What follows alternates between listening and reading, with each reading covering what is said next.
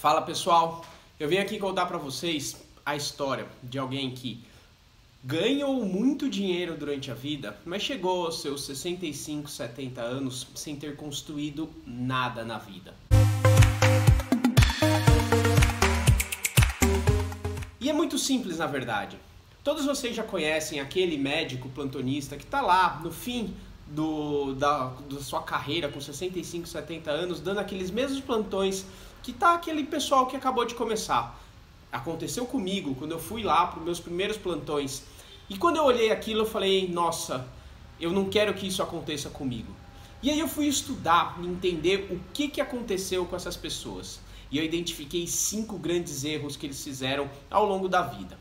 Primeira coisa que aconteceu foi quando a pessoa chega, seu Fernando, por exemplo, ele vai lá, se formou na sua residência de anestesia e saiu daquela vida de bolsista de residente, trabalhando 60 horas por semana, naquela loucura, ganhando seus 1.000 e poucos reais por mês e passa a finalmente trabalhar como médico.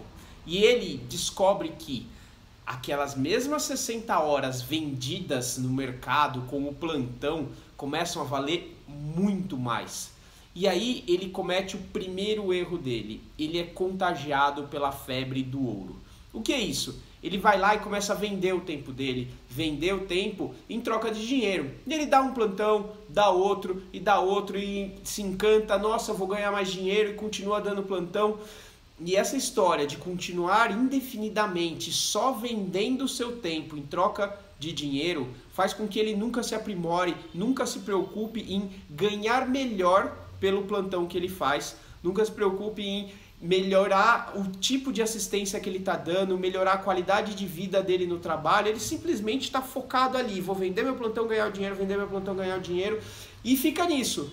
E isso encanta muito no começo. Eu sofri isso. Eu lembro que nos meus primeiros plantões que eu dei, eu vendi, eu já engatei de viajar para Miami, fui com mala dentro de mala, cheguei lá, fiz um estrago no cartão de crédito, comprei tudo que podia, aquele consumismo desenfreado. E aí que vem o segundo grande erro da pessoa que começa a ganhar bem e ir para a febre do ouro, que ele confunde ganhar bem com ser rico.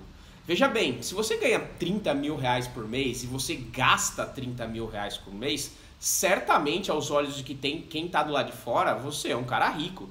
Gastando 30 mil reais por mês, você muito bem pode ter uma casa bacana, viajar, celular da moda, um relógio caro, óculos, roupa, viagem, tudo.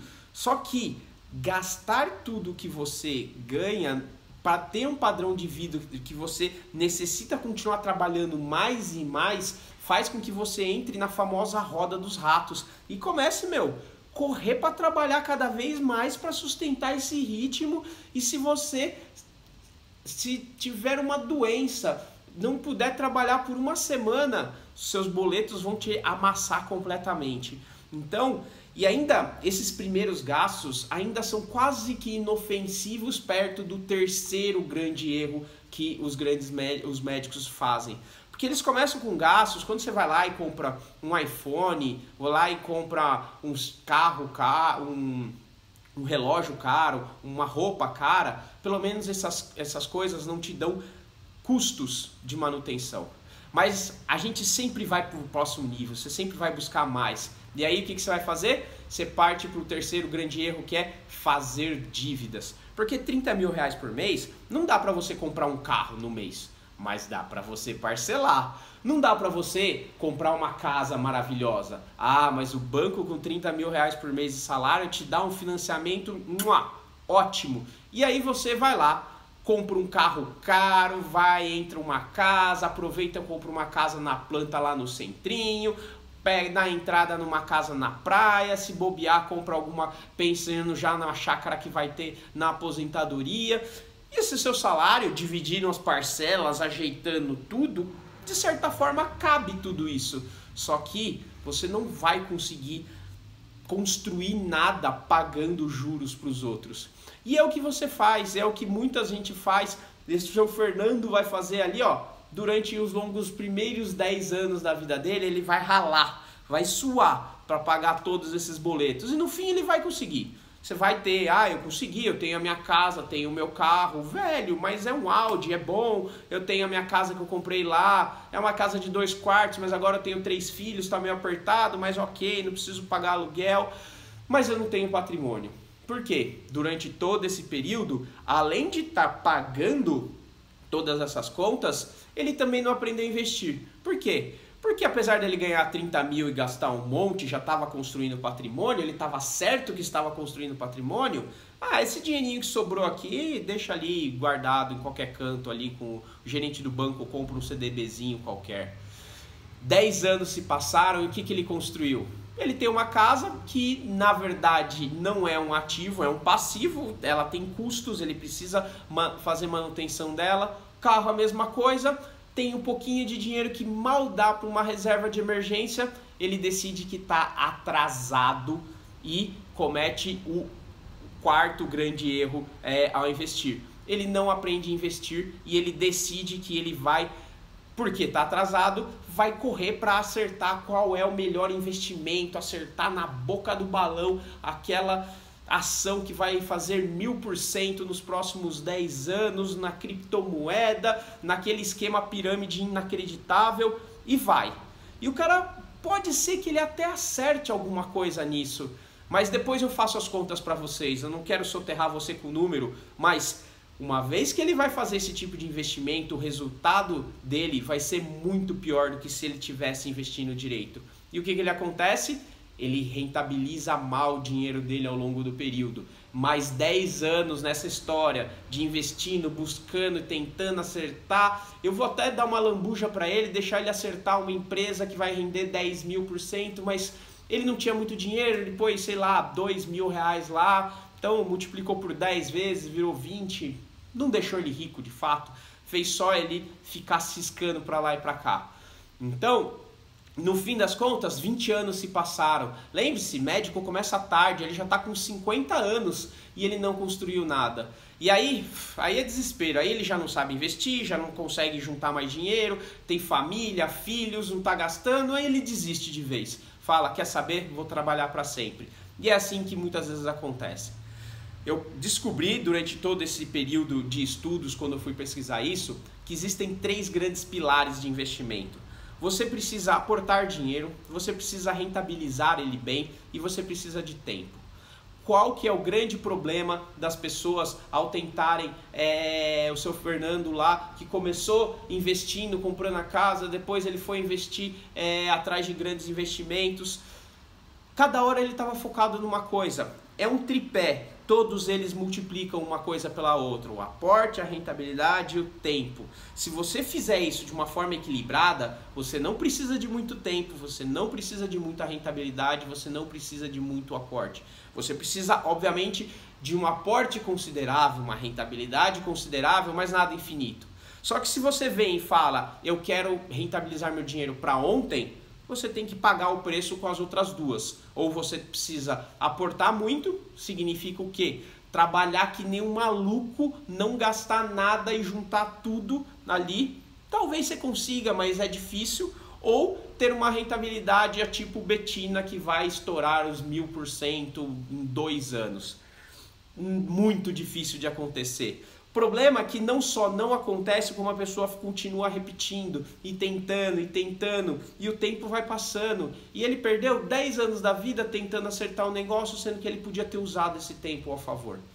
Numa próxima aula eu vou destrinchar como fazer esses 3 pontos, mas eu queria que vocês entendessem essa história. Aporte, rentabilidade e tempo é onde as pessoas mais erram. Os 5 grandes erros, a febre do ouro, achar que é rico porque ganha bem, fazer dívidas, não aprender a investir e a grande e 5º erro que amarra tudo isso, não perceber isso o mais rápido possível.